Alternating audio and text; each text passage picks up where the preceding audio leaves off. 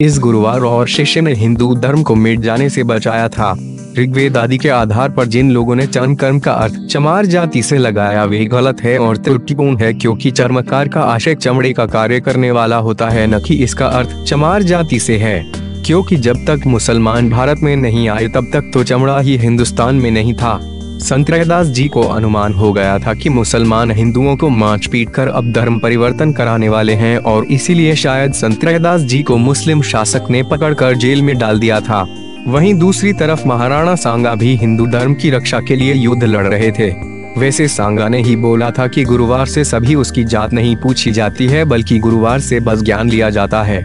यही एक कारण था कि बाद में संत रैदास और महाराणा सांगा दोनों गुरुवार शिष्य बन गए थे। तो आज यंग स्थान आपको बताएगा कि कैसे इस गुरुवार और शिष्य ने हिंदू धर्म की रक्षा की थी और कैसे आज के हमारे इतिहास ने इस गुरुवार और शिष्य के बलिदान को नजरअंदाज कर दिया है। डैश सिकंदर लोधी हिंदू लोगों को मारकर और डराकर मुसलमान बना रहा था। दूसरी तरफ जो हिंदू मुसलमानों ने पकड़े थे उनसे मुसलमान अपने पाखाने साफ करवा रहे थे। इस तरह के लोगों को नीच बोला गया और इन हिंदुओं को धर्म से बाहर का रास्ता दिखा दिया गया था।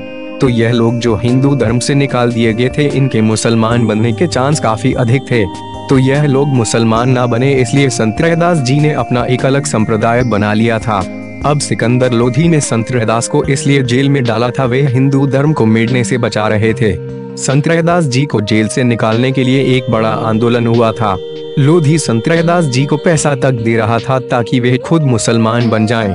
किंतु संत रैदास जी ने हिंदू धर्म की रक्षा के लिए पैसा भी ठुकरा दिया था। हिंदू धर्म के लिए संत रैदास जी जेल तक गए थे। अब जरा महाराणा सांगा को पढ़िए।